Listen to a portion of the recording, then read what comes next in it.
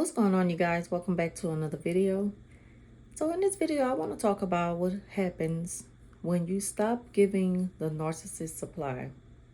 Now, first I want to say there's nothing wrong with your phone and there's nothing wrong with the video I'm recording on a black screen.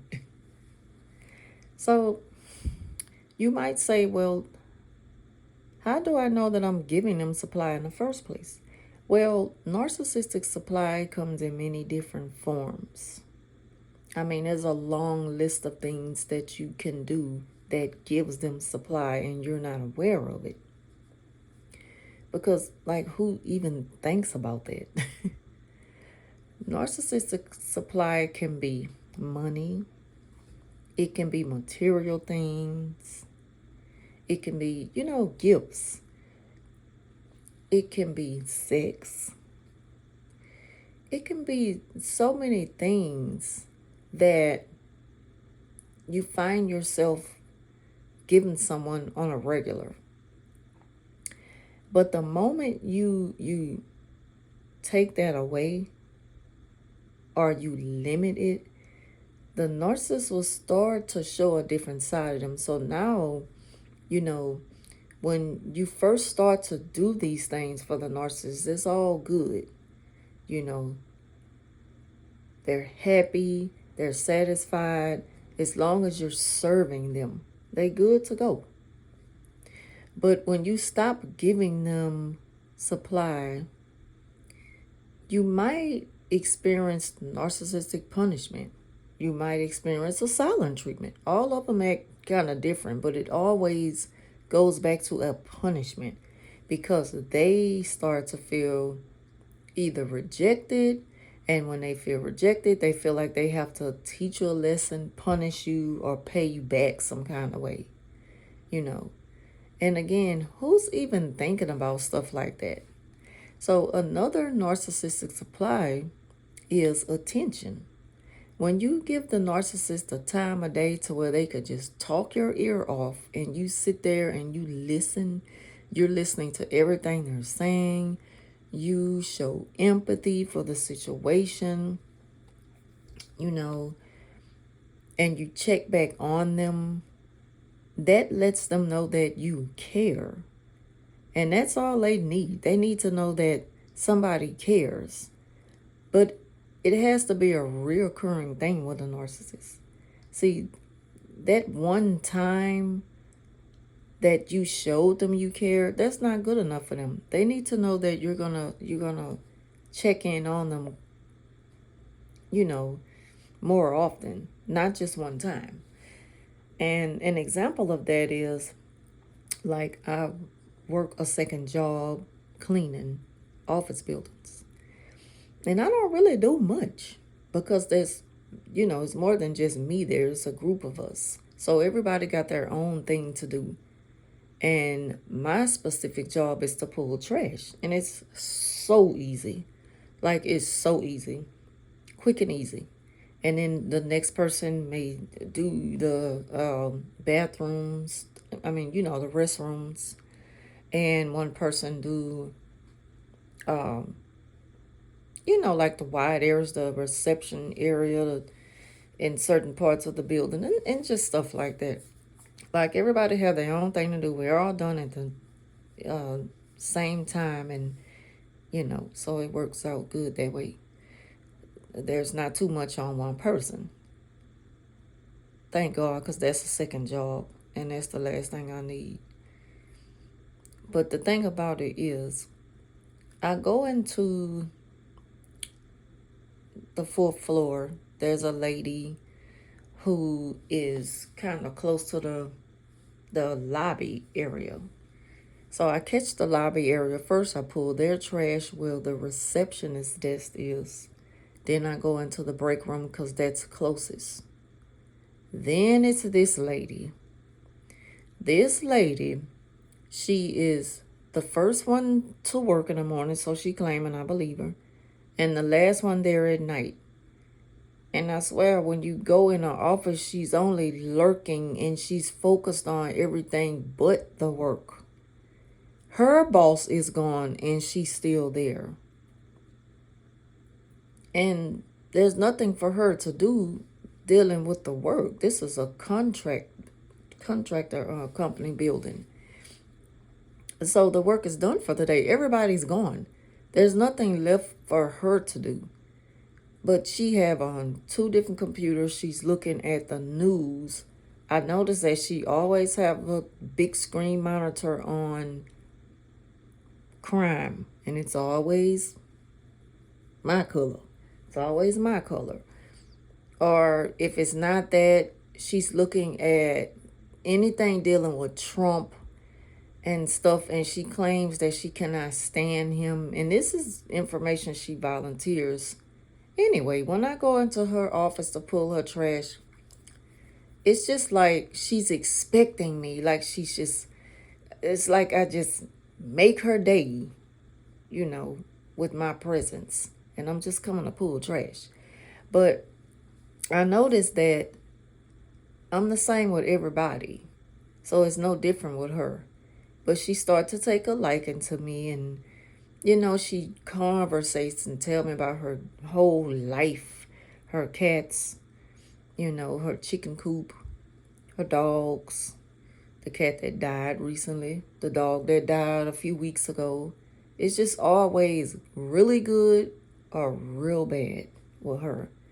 And most of the time, her overall life is bad. It's like she's just always in distress. She's always in victim mode.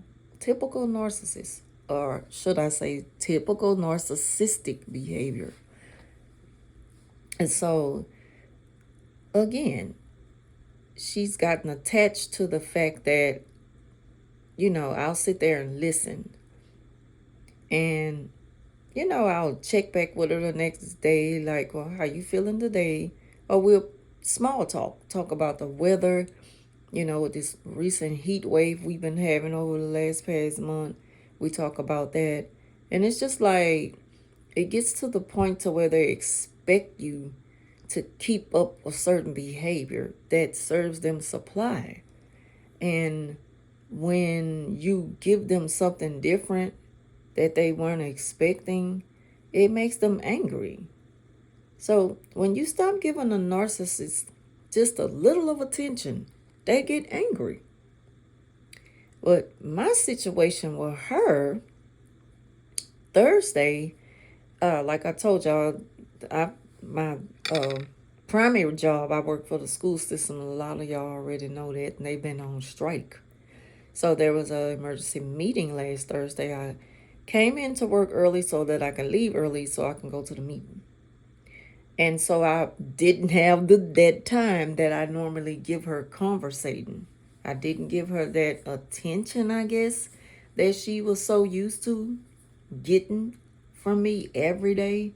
So I went in the office and I was on the phone with a coworker, and she was like, yeah, you might want to hurry up and get here because they're running out of places to park, blah, blah, blah. And it is packed out here, girl. And so we talking. And I went on in our office. Hey, how you doing? Pulled the trash and left. There was no small talk that day. And a lot of time it's not even small talk because she hold me up. And it's like, it's not just about you. I have a lot of different floors to catch. And I want to get out of here and go home. This is a job. I'm not trying to be here to socialize with you. But that's a narcissist ego. They feel entitled. They feel like they own you in a sense. They love to reserve your time. They have no respect for other people's time. It's all about them. And they love to just put things on you without asking your permission. Like, what happened to, can I talk to you for a minute if you don't mind? They don't do that. They don't come at you that way. They just come at you. They feel like they can dump anything on you once they see that, you're a pretty nice person. They think that, oh, okay, well, I could do this one. I could do this one any kind of way I want. She'll listen. She'll listen because she's nice. It's not about being nice. At the end of the day, it's still about respect, though. And that's something that they fail to realize. They just don't get it. And you see, that's how they start to feel entitled to you. And when you stop giving them that supply, they get angry. And you see another side of them, like a little bit of them become unhinged in a way, because what happened when I kind of speed on by her Thursday, and I'm never on my phone because I don't like to clean and be on the phone because I don't have an earpiece, and that's unsanitary. Like, I don't want to touch my phone and deal with trash. Even though the trash is even clean. The trash cans are brand new and everything just super clean and neat already. But I still, I don't want to be touching my phone and touching other things. I got to put my phone toward my mouth and my ear, my face. I don't want to be doing that. And I'm not there very long, so whatever phone calls can wait.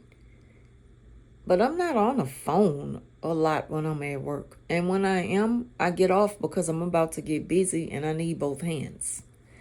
So the thing about it is, that happened Thursday. Friday came. I was like, she was like, you here early? And I said, yeah, we come in early sometimes and, get it on out the way and get out of here. But I'm trying to finish up tonight so that I could go to the football game. She was like, okay. And she was ready to keep engaging. But I just, all right, well, you have a good night. And I was on a blah, blah, blah on the phone. Okay, well, I'm going to be finished up in a minute.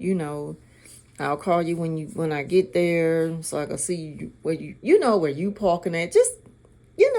Just conversating with somebody else other than her. She picked up on it. And I know that it made her mad because she probably wanted to just vent again, as usual, about some stuff that I don't need to hear about. Or, find somebody else to talk about it with. Why are you waiting to see me to talk? Like, I don't owe you my time like that. And it's none of your business if I'm on my phone. It's none of the business because long as the work get up, that's the only thing that matters. So there's no problem. And do y'all know that this woman put trash particles on her floor? She called the supervisor and told him that her room hasn't been vacuumed in a while. And we don't vacuum the rooms. We sweep them.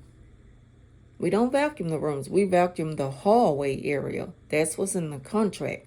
Because of the sensitive, information that they keep in their office, they don't really want us in there long, and I'm glad anyway. That helps me out to get on out of there. So that's what's in their contract. That's not us avoiding work.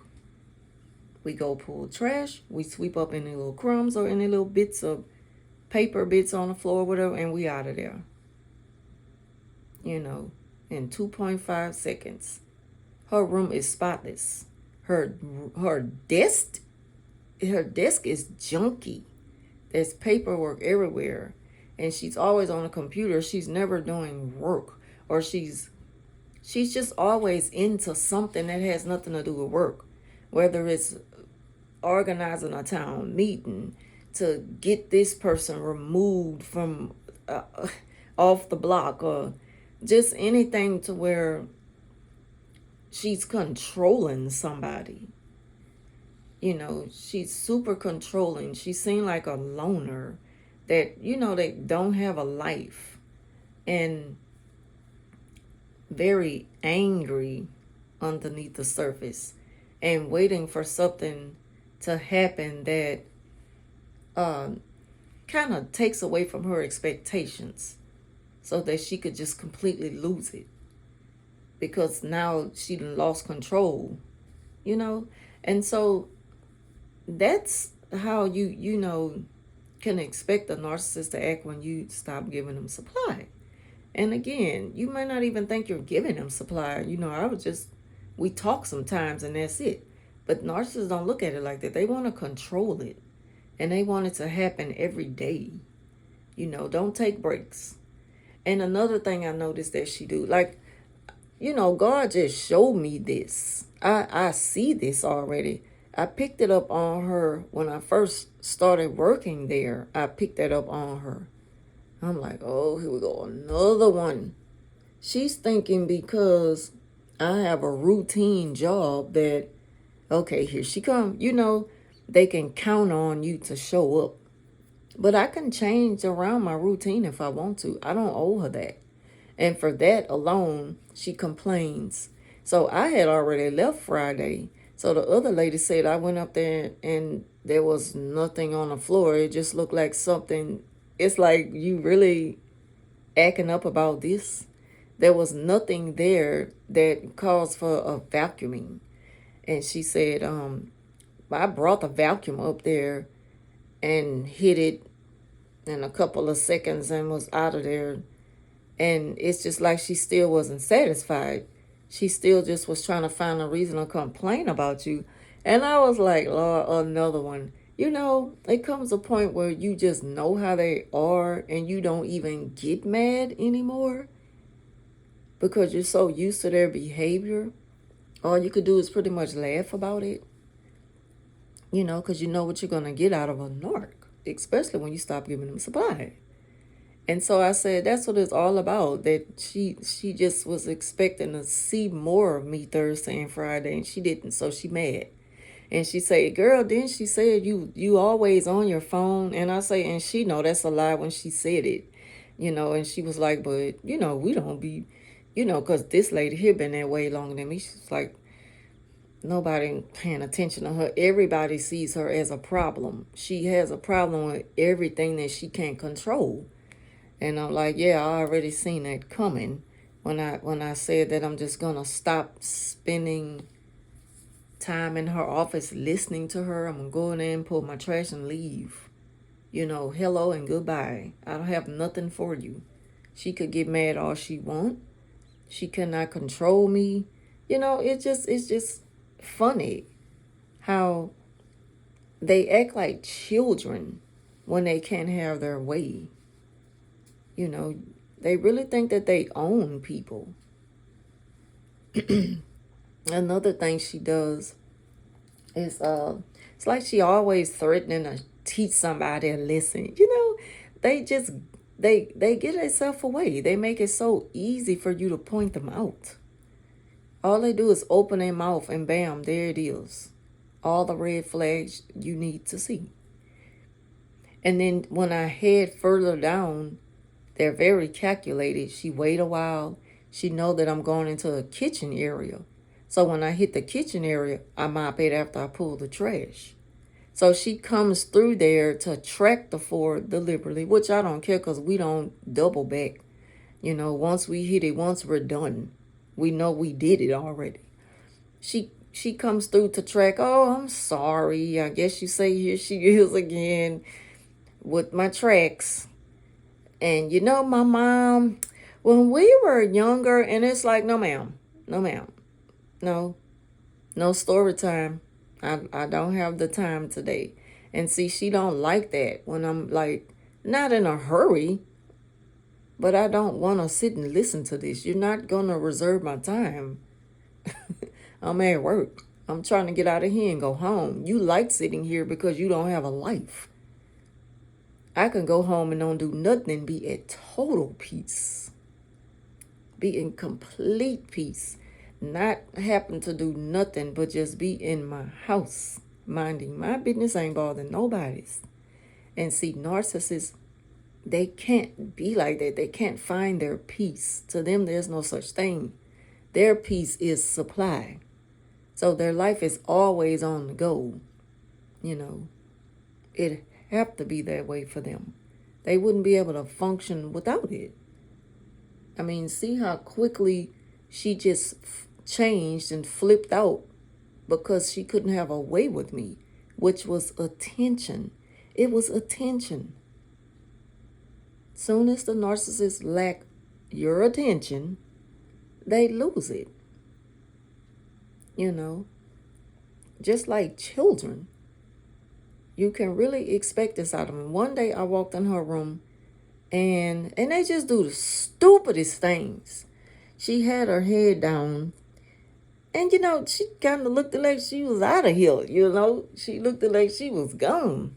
So I walked on in because she said, you don't have to knock, you know.